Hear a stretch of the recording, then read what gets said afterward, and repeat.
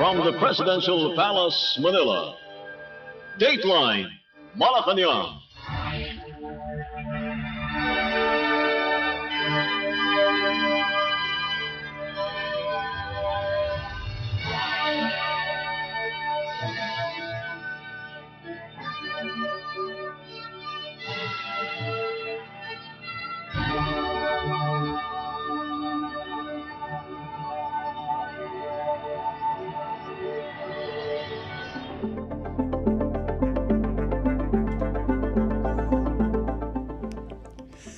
Good day. Radio Pilipinas World Service can also be heard on shortwave broadcast through the shortwave facilities of the United States Agency for Global Media or Voice of America on the following shortwave frequencies: 15.640 MHz, 17.750 MHz, and 21.720 MHz. I'm your host, Leo Magpayo, and this is Dateline Malacañang. Philippine President Ferdinand R. Marcos Jr. will travel to Canada from the 1st to the 4th of July for an official visit at the invitation of Canadian Prime Minister Mark Joseph Carney.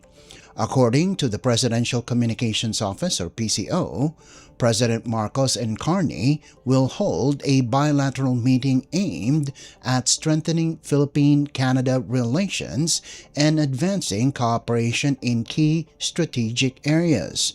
The two leaders are expected to review progress in defense and security engagements, expand trade and investment ties, and explore deeper collaboration in economic resilience, energy and critical minerals, and people-to-people exchanges. They will also discuss the Philippines' role as this year's Association of Southeast Asian Nations, or ASEAN Chair, and the region's strategic priorities.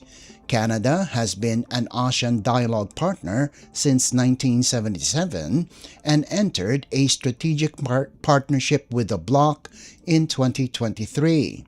A major focus on President Marcos's visit will be promoting business and investment opportunities. He will meet Canadian business leaders and investors in sectors central to the Philippines' economic agenda, including information technology, business process management, artificial intelligence, critical infrastructure, and critical minerals. The Philippine president will also meet the Filipino community in Vancouver to recognize their contributions to both countries. He will be accompanied by First Lady Liza Araneta Marcos. This marks the first official visit of a Philippine president to Canada in more than a decade, following former President Benigno Aquino III's trip in 2015. The last Canadian leader to visit Manila was former Prime Minister Justin Trudeau. The Philippines and Canada celebrated 75 years of diplomatic relations in 2024, underscoring a long-standing partnership rooted in shared values, peace and security in the Indo-Pacific, strong economic ties, and vibrant people-to-people connections. Dateline Malacañang.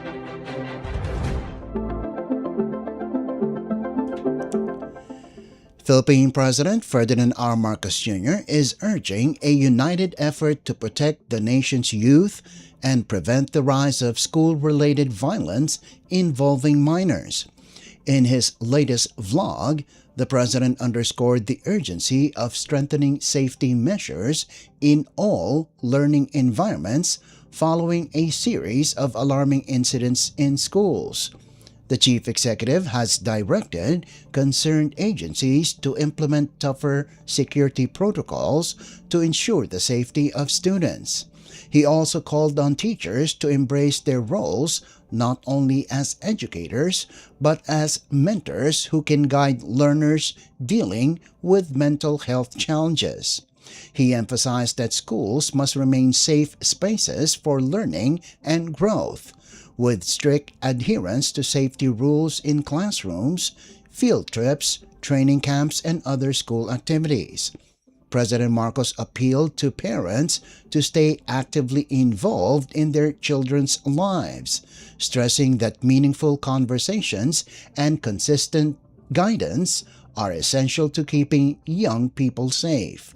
He encouraged students facing depression, anxiety, or personal struggles to seek help, noting that underlying issues such as bullying may be contributing to recent incidents. The Department of Education is now pushing for updated safety protocols and increased police visibility after consecutive reports of violence in schools, including the fatal shooting inside a Tacloban City campus that claimed the lives of 3 students. Ngayong araw, hindi lamang bilang Pangulo ang aking pananalita, kundi bilang isang ama, bilang kapwa Pilipino, at bilang isang taong lubos na nag-aalala sa kaligtasan ng ating mga anak.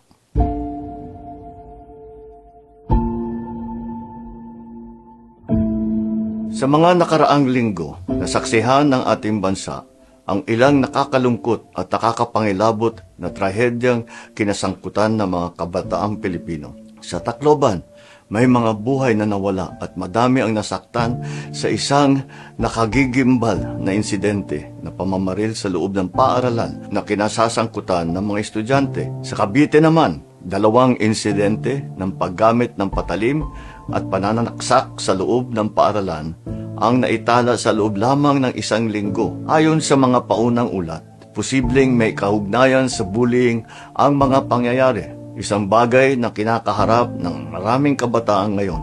Nagpapatuloy pa rin ang investigasyon. Ilang araw lamang bago nito, 2 mahuhusay na student-athlete naman ang nasawi sa pagkalunod habang nasa isang team building activity. Ang kanilang pagpanaw ay nagdulot ng matinding dalamhati at pati na rin galit, hindi lang sa kanilang pamilya, kundi sa marami nating kababayan. Nakakadurog talaga ng puso. Magkaiba man ang mga pangyayaring ito, iisa ang mensaheng ipinapakita nila sa atin. Kailangan maprotektahan ang ating mga kabataan. Maprotektahan laban sa karahasan. Maprotektahan laban sa kapabayaan. Maprotektahan laban sa panganib. At maprotektahan laban sa mga tahimik at pinagdaraanan at pasaning dinadala ng marami sa kanila.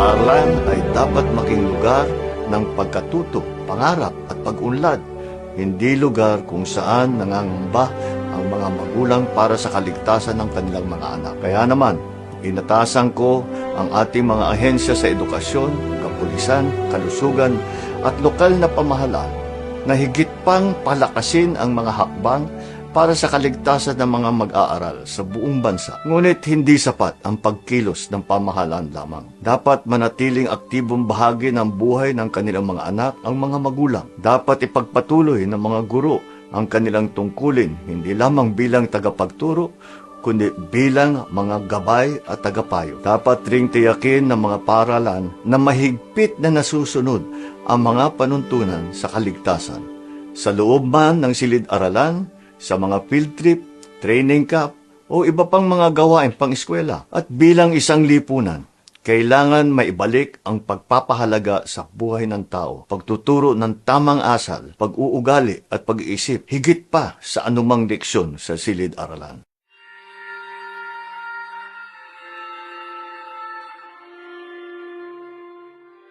Sa bawat estudyanteng nanonood ngayon, mahalaga ang inyong buhay. Mahalaga ang inyong mga pinagdadaanan. At ang paghingi ng tulong ay hindi kailanman tanda ng kahinaan. Sa mga magulang naman, huwag maliitin ang halaga ng isang simpleng pag-uusap kasama ang inyong anak. Minsan, ang pinakamahalagang proteksyong maibigay natin sa ating mga anak ay ang ating oras, atensyon, at pag-unawa. Sapagkat ang tunay na lakas ng ating bansa ay nakasalalay sa kaligtasan, kapakanan, at mga pangarap ng susunod na henerasyon. Philippine President Ferdinand R. Marcos Jr. Dateline Malacañang.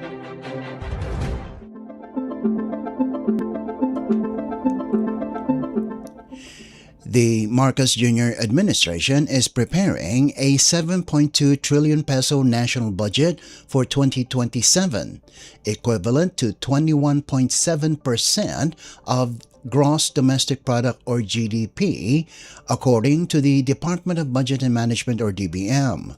The proposed spending plan is 407 billion pesos higher than this year's budget, reflecting a 6% increase.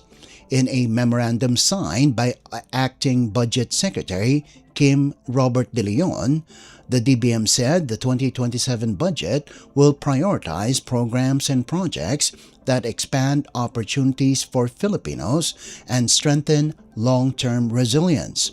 Agencies were instructed to submit proposals that are implementation ready and capable of absorbing funds efficiently to ensure that public spending delivers concrete results. The DBM noted that the government is working within a narrow fiscal space, pressured by automatic appropriations such as local government unit or LGU tax allotments, interest payments, newly enacted laws, and other mandatory expenses. Only proposals that have undergone full review and approval by oversight bodies will be considered for funding. Priority allocations will go to pre-construction activities, counterpart financing for foreign-assisted projects, and remaining requirements for ongoing flagship infrastructure, aimed at accelerating implementation and maximizing economic multiplier effects. The memorandum also reflects guidance from the Development Budget Coordination Committee or DBCC, which has called for a recalibration of fiscal policy amid challenges from the Middle East conflict, El Nino, climate impacts, and lingering effects of last year's flood control controversy. These headwinds have weakened revenue performance and slowed economic growth. The economy grew 4.4% in 2025, but climate disruptions, infrastructure spending concerns, and global uncertainties dragged construction and private consumption. As a result, deficit targets for 2026 to 2030 were revised upward, though the government still aims to narrow the deficit gradually, from 5.4% of GDP in 2026 to 3.5% by 2030. De Leon stressed that strict prioritization, efficiency measures, and reduced non-essential spending will be key to maintaining fiscal discipline. He also underscored the need for full compliance with the new Government Procurement Act, faster rollout of the Government Optimization Program, and continued progress on full devolution. Dateline Malacañang.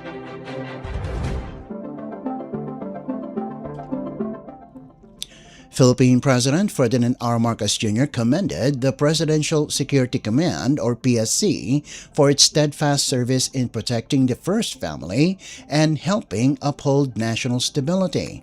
Speaking at the PSC's 128th anniversary celebration in Malacañang Park, the President highlighted the unit's century-long role as the security arm of the presidency and a guardian of democratic institutions.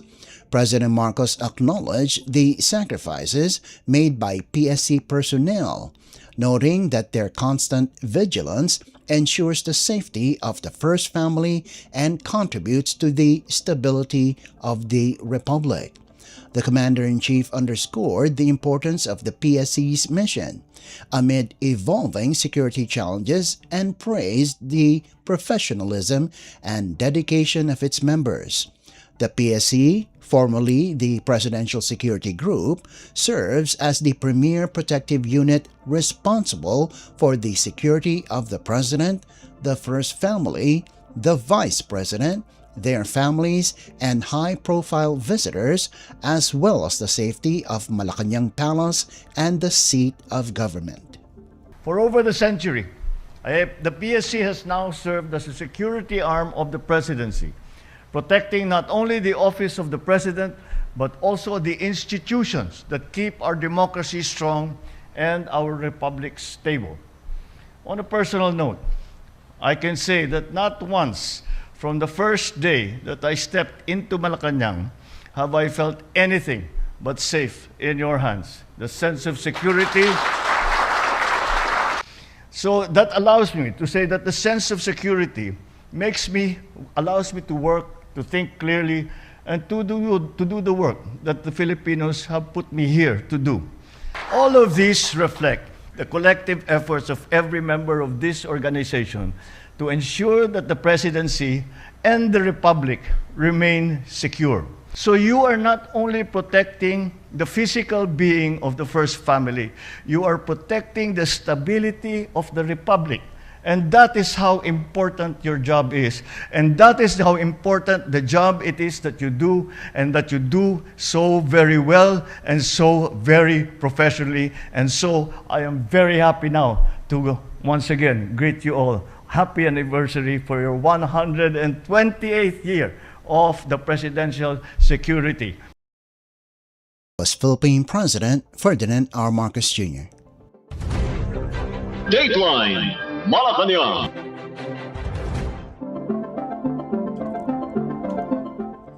Philippine President Ferdinand R. Marcos Jr. vowed sustained work on the Gregorio Araneta Drainage Improvement Project in Quezon City, saying the upgraded system is already helping floodwaters recede faster during heavy rains. The President inspected the completed portion of the Quezon City Drainage Improvement Project as part of the government's intensified Oplan Contra Baha program, which targets long-standing flood problems in Metro Manila. President Marcos noted that residents and motorists along G. Araneta Avenue and nearby Tatalon have begun to feel improvements, with water draining more quickly compared to previous years. Flooding has long disrupted daily activities and hurt small businesses in the area, prompting the government to prioritize the project. The chief executive said only half of the drainage upgrade has been completed so far, with the remaining portion set for construction to ensure faster water flow and prevent flooding along the corridor. President Marcos also flagged garbage accumulation as a major threat to the new system.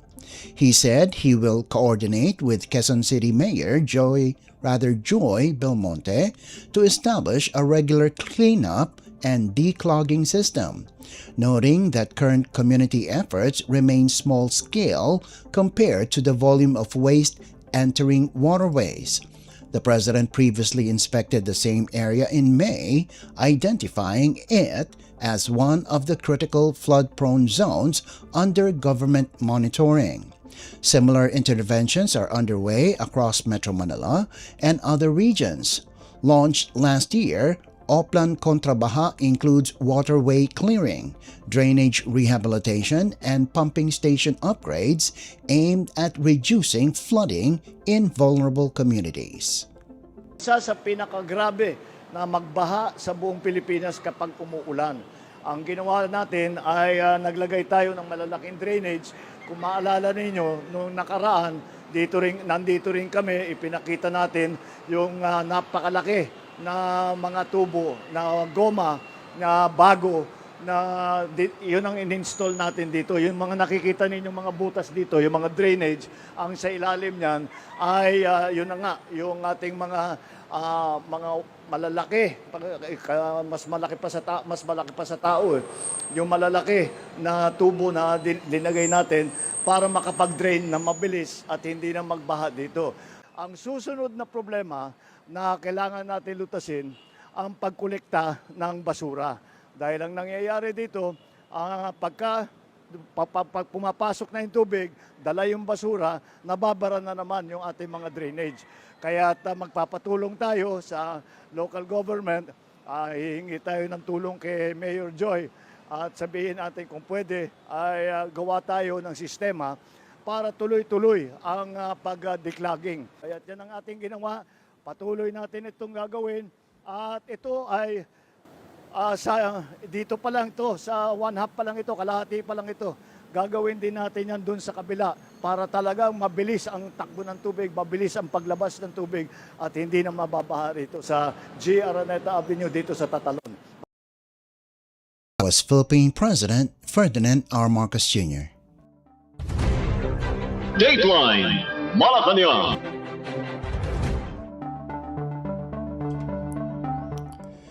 Philippine President Ferdinand R. Marcos Jr. has endorsed the updated Philippine Public Financial Management Roadmap for 2024 to 2028 and unveiled a new real-time digital platform that tracks government spending. Presented in Malacañang, the streamlined roadmap narrows 41 earlier reform interventions to 18 priority measures, 14 mission-critical, and 4 quick wins, all targeted for completion by 2028. The plan aims to tighten fiscal discipline, improve efficiency, and build an integrated financial management system that aligns planning and budgeting across government. President Marcos said stronger fiscal systems will ensure every peso is properly spent and easily understood by the public. He added that by 2028, government must be more open, disciplined, responsive, and trusted. The president also highlighted the launch of Centralized Open Monitoring Platform for Appropriations and Spending Statistics, or COMPAS, the Department of Budget and Management, or DBM's centralized online tracker for appropriations and spending. The platform consolidates thousands of budget records and trillions of pesos in expenditure data, giving Filipinos clear access to how public funds are allocated and used. DBM Acting Secretary Kim Robert De Leon said, transparency strengthens accountability and protects public resources, stressing that accessible budget information empowers citizens as partners in governance. On this occasion, we reaffirm a simple but defining belief of this administration. Public funds belong to the people and must always be spent for their benefit. The Philippines Public Financial Management Reforms Roadmap 2024 to 2028 midterm update gives us the framework to put this belief into action by strengthening the systems that ensure that every peso is carefully spent and accounted for. And despite its essentially technical nature, public financial management has a deeply human impact. It determines whether schools are built on time, whether hospitals are equipped, whether farmers and fisherfolk are supported, whether infrastructure projects are completed efficiently, and whether assistance reaches its intended beneficiaries. Yet many of our citizens see government budgets as complex, inaccessible, and removed from their daily lives. This should not be the case. We need to make government budget and spending easily accessible and understandable for any Filipino who has any interest whatsoever in finding out where their money is going. But reform is not a destination. It is not the end of our efforts, but it is a continuing process.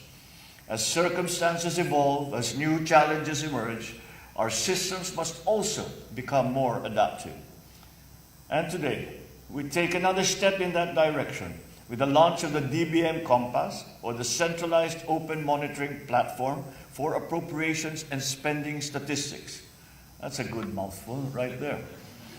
Like a compass that points the way forward, the platform allows our people to see and track where their hard-earned money goes. By making budget and financial information more accessible, understandable, and actionable, we invite citizens to become active partners in governance.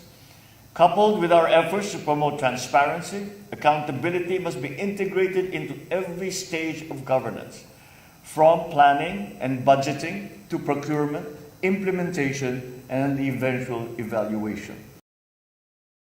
Philippine President Ferdinand R. Marcos Jr. Dateline Malacañang.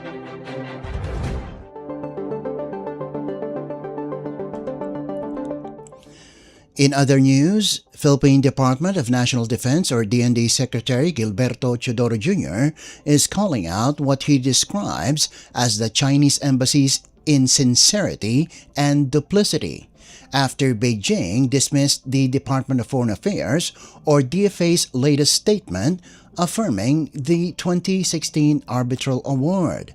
In a statement Sunday, Chodoro said the embassy's remarks revealed the true intentions of the Chinese Communist Party in its dealings with the Philippines. His comments come after the DFA reiterated last week that the arbitral award is final, binding, and cannot be set aside, despite China's continued refusal to recognize it. The Chinese embassy had earlier rejected the ruling, calling the South China Sea arbitration a political manipulation disguised as legal action.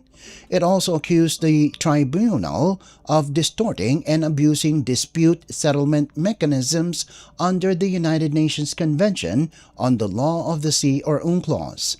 Chodoro said the embassy's response reflects a pattern of deceptive behavior, adding that its officials have repeatedly shown arrogance and indignation to mask claims that are no longer credible. He noted that China's statements have become increasingly agitated as Manila continues to assert its rights under international law. He also delivered a pointed remark in Filipino, saying China's claims have become unbelievable, prompting them to resort to agitation. Despite the latest diplomatic exchange, Chodoro stressed that the Philippines will not be intimidated or oppressed. He reaffirmed that the government will continue defending the country's sovereign rights in the West Philippine Sea and uphold the 2016 ruling, which invalidated China's expansive maritime claims. The DND chief's remarks add to a series of strong statements from Philippine officials in recent weeks, as tensions remain high over China's actions in disputed waters. Dateline Malacañang. The Philippine National Police or PNP says Sunday's White Ribbon March, an interfaith anti-corruption protest led by religious organizations and civil society groups, concluded peacefully and without major incidents. Police estimated the crowd at around 3,600 as participants moved from the EDSA Shrine to the People Power Monument in Quezon City. The march followed a holy mass attended by church leaders, advocates, and supporters, calling for honest leadership and accountability. PNP Chief General Jose Melencio Nartates Jr. said real-time monitoring and field reports showed demonstrators exercised their constitutional right to peaceful assembly responsibly. He added that police personnel ensured public safety, maintained order, and kept traffic flowing along major routes. Nearly 10,000 police officers were deployed for the event, with units placed under full alert from Friday evening until early Monday. Personnel from the National Capital Region Police Office or NCRPO, nearby regional offices, and support units secured key locations including the People Power Monument, EDSA Shrine, Menjola Peace Arch, Ayala Bridge, the United States Embassy, major thoroughfares, and transport corridors. The PNP also coordinated closely with the Quezon City government, march organizers, the Metropolitan Manila Development Authority, emergency responders, and other partner agencies to implement security and traffic management plans. Nartates commended the deployed personnel for showing restraint, professionalism, discipline, and maximum tolerance. He said their visible presence and coordination with organizers helped maintain a safe environment while allowing protesters to voice concerns on corruption and governance. Organizers said the White Ribbon March aimed to encourage Filipinos to speak out against corruption and push for reforms. Catholics, Protestants, Muslims, and born-again Christians joined the interfaith gathering, underscoring broad support for calls for transparency and accountability in government. Dateline Malacañang.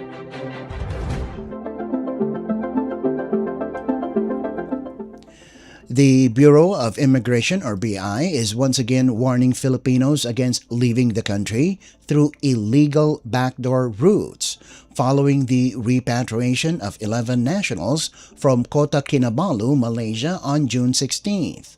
The return of the group forms part of President Ferdinand R. Marcos Jr.'s directive to intensify protection for overseas Filipinos against illegal recruitment and human trafficking. The repatriated individuals arrived at the Ninoy Aquino International Airport, or NAIA Terminal 1, aboard a Philippines Air Asia flight. Initial interviews revealed that 6 of them exited the Philippines through unauthorized sea routes, bypassing legal immigration procedures before seeking work in Malaysia. According to the BI, most of the repatriates ended up in construction, mechanical, and maritime-related jobs, while one woman was recruited as an entertainer. Several reported that they were not paid for the work they performed abroad, an issue authorities say is common among victims of illegal recruitment. Immigration Commissioner Joel Anthony Villado stressed that using backdoor exits exposes Filipinos to serious risks, including exploitation, unpaid labor, abuse, and abandonment by recruiters. He said illegal routes strip workers of legal protections and leave them vulnerable to syndicates operating across borders. The BI reiterated that the government is strengthening efforts to stop illegal departures and ensure that Filipinos seeking work overseas go through proper channels, both to safeguard their rights and to prevent them from falling prey to trafficking networks. Dateline Malacañang.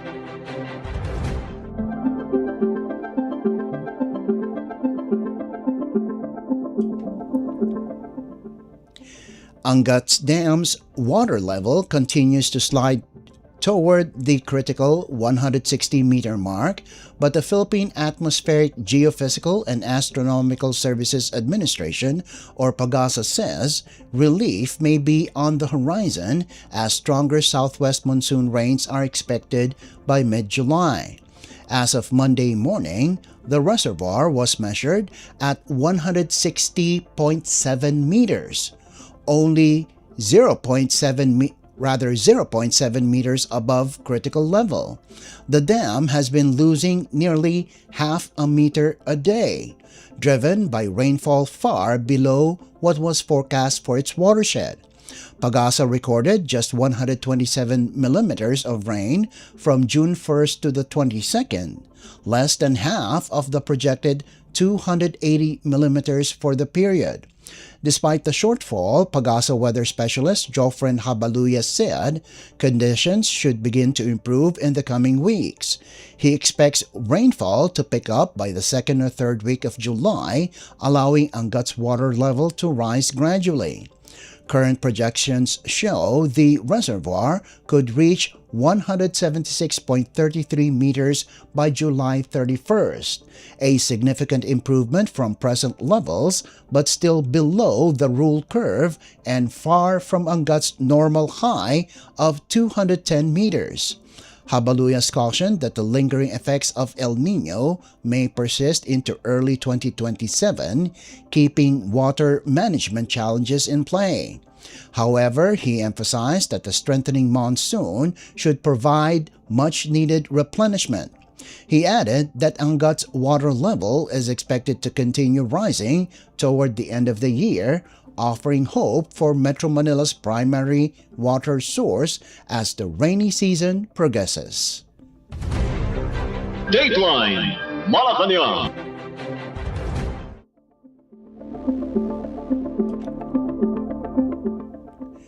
And finally, Philippine President Ferdinand R. Marcos Jr. begins a packed Monday schedule in Sulu and Zamboanga City, moving across two provinces to inspect security facilities, lead socio-economic programs, and launch key anti-hunger initiatives.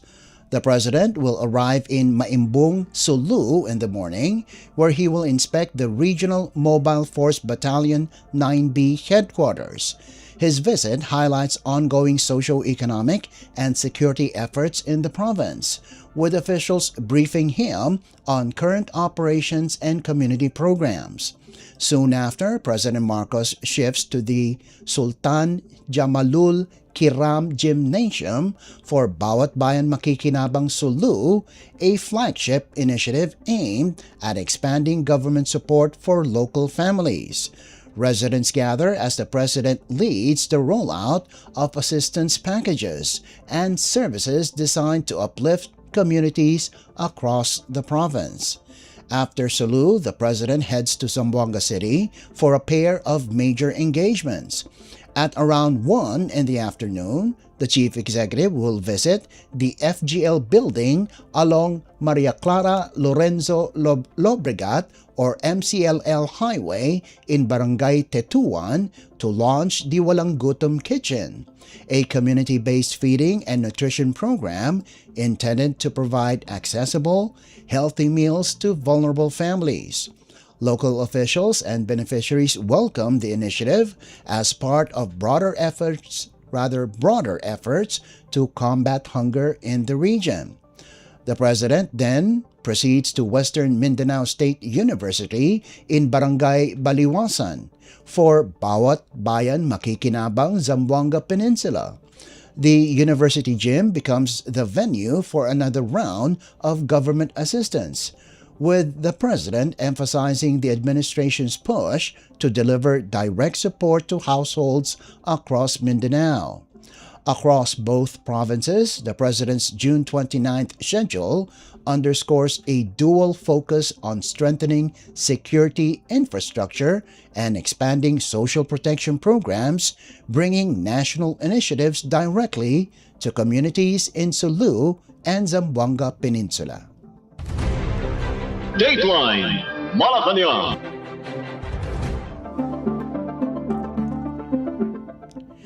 Before we conclude our program, Radyo Pilipinas World Service of the Presidential Broadcast Service can be heard over the following shortwave frequencies: 15.640 MHz, 17.750 MHz, and 21.720 MHz. Radyo Pilipinas World Service is also live on audio streaming. Just download Evox PBS Receiver on your Google Play Store or the App Store from your Apple phone. You can also visit our Facebook page and YouTube channel. Just type in and search for Radyo Pilipinas World Service. Kindly subscribe, like, and share our post as well. And that concludes this edition of Dateline Malacañang. For Radyo Pilipinas World Service, this is Leo Magpayo. Good day and stay safe. From the Presidential Palace, Manila, Dateline Malacañang.